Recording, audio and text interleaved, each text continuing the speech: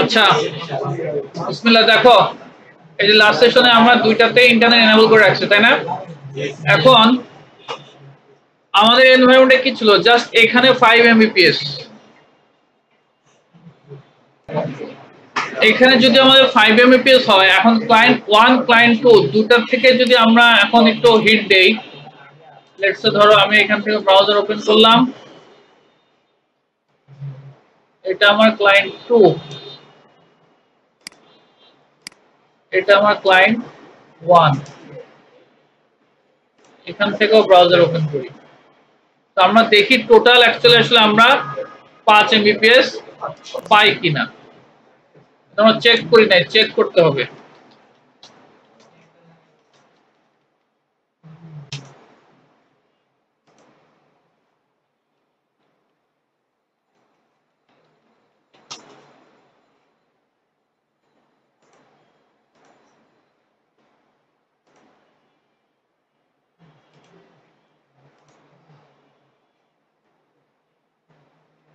আমরা কয়েকটা বড় আইএসও ফাইল হিট করি,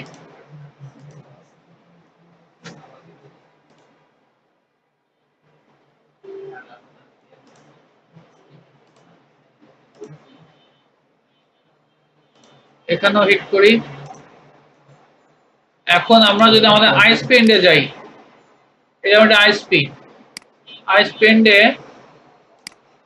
আমাদের কোনো কিউ নাই, কিউ আছে আইএসপি এন্ডে কোনো কিউ আছে নাই, আমরা ইন্টারফেসে যাই জাস্ট, এখান থেকে দেখো কত এমবি আসছে, 3.5 5.2, মানে 5 Mbps এর উপরে কিন্তু যাবে না। আপাতত এখন একজনে হিট করছে, আমরা দুইজনের হিট দেখি। ক্লায়েন্ট 1 হিট করছে, ক্লায়েন্ট 2 হিট করুক,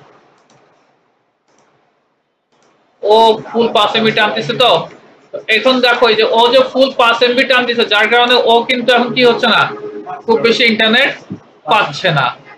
এই কারণে আমরা কি করব, প্রত্যেকে আলাদা আলাদাভাবে ব্যান্ডউইথ কি করব, আমরা লিমিট করব।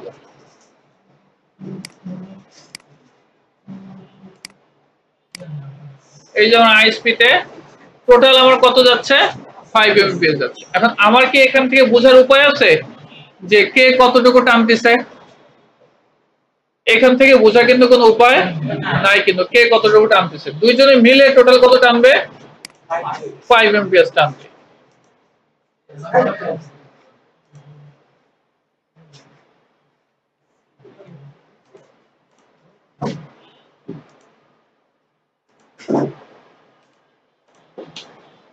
আচ্ছা, এখন তাহলে আমরা একটা লাস্ট সেশনে যেটা দেখছিলাম, তার আগের সেশনে, সেটা হচ্ছে আমরা এখান থেকে কি করতে পারি, আমার এই যে ল্যান ইউজার তাদেরকে আমি কি করব, আইপি ধরে ব্যান্ডউইথ কন্ট্রোল করতে পারি।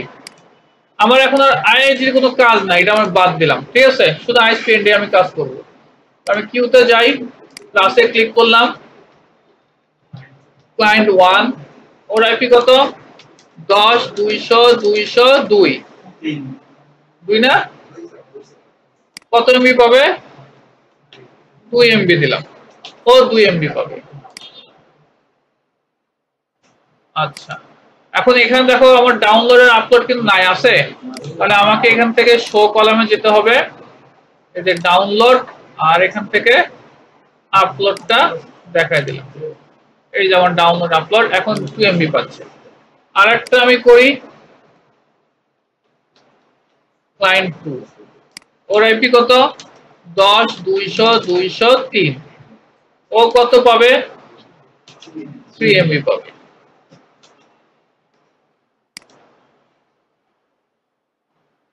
দেখি ও 2.8 পাচ্ছে।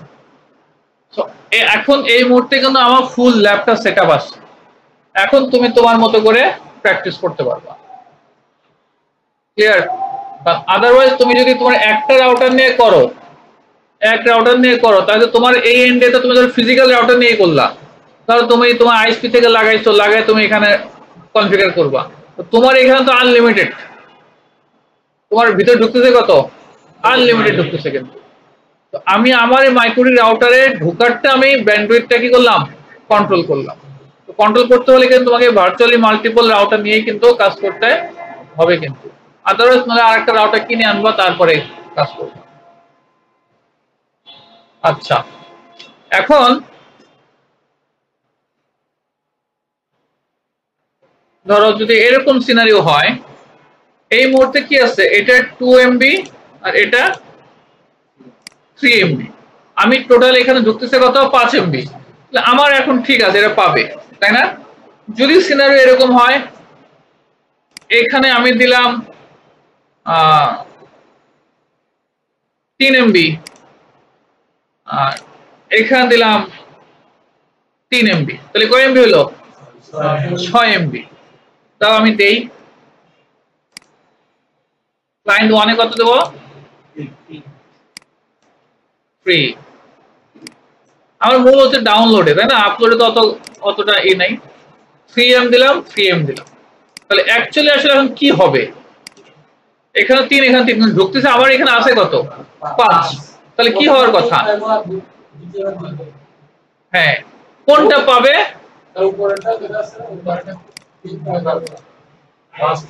এই যে এটা যেটা আছে ক্লায়েন্ট 1, যেটা আমার 0 সিরিয়ালে, ও কিন্তু 3 MB পাবে।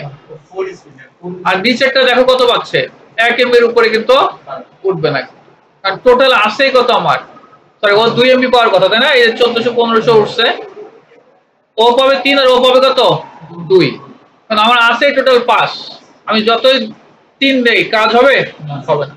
কিন্তু এখন যদি এরকম হয় যে না, আমার ক্লায়েন্ট 2 চাই ও যেন 3 MB পায়, তাহলে কি করতে হবে, এইটাকে আমাকে টেনে উপরে তুলে দিতে হবে। তাহলে ও তখন 3 MB পাবে, ও তখন 2 MB এর উপরে পাবে না। আমি তো আরো হিট দেই, ক্লায়েন্ট 2 তে হিট দেব, ডাউনলোড শেষ হয়ে গেছে কিনা কে জানে, না চলতেছে তো, তাই না? হিট দিই, হিট দিলাম। এখন দেখি, দেখো আমার ক্লায়েন্ট 2 কত পাবে, একটু সময় লাগতে পারে, দাঁড়াও।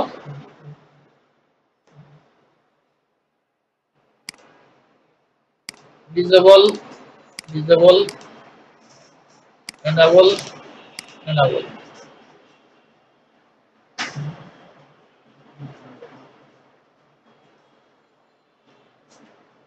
তারপর 3 MB পাচ্ছে,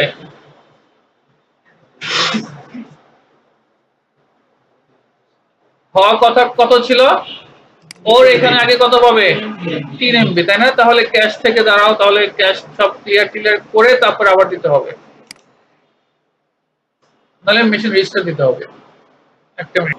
আচ্ছা দেখো, তাহলে আমাদের কি কাজ করতে হবে, হয় মেশিন রেজিস্টার দিতে হবে, না হয় আবার এগুলো করে, যেহেতু ভার্চুয়াল তো এগুলো করে আমাদেরকে একটু ক্যাশ ক্লিয়ার করতে হবে। আচ্ছা, ক্যাশ ক্লিয়ার করে কোথা থেকে জানো, আমি লক করলাম,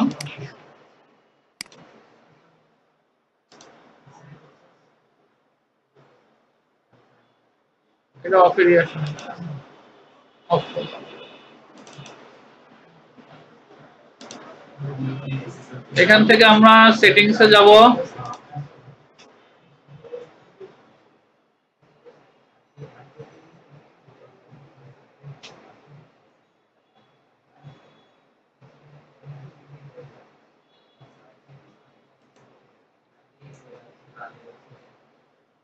এটা আমি সার্চ দিলে আমি এখানে চলে আসছে, কেমন, কি ক্লিয়ার করতে চাও তুমি, আমি সব কিছু ক্লিয়ার করব।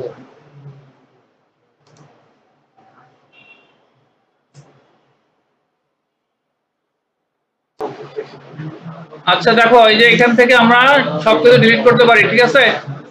এটা করলাম, তারপরে এখান থেকে যাব, কোথায় যাব, সেটিংস, এখান থেকে জাস্ট ক্যাশ লিখে সার্চ দিলে হবে, ক্যাশ বানানটা পাইরো আবার।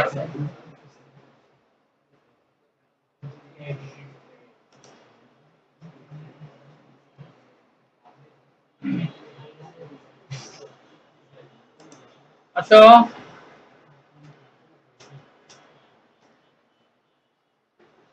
এই যে এখান থেকে কতক্ষণে ক্যাশ করবা সেই জিনিসগুলো এখানে আছে, ডাউনলোড ব্রাউজিং সব এখান থেকে ক্যাশ ক্লিয়ার করবে।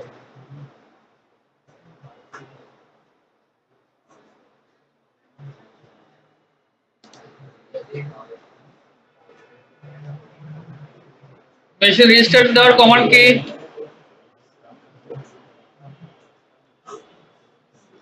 জানো? Shutdown -r-t space 0।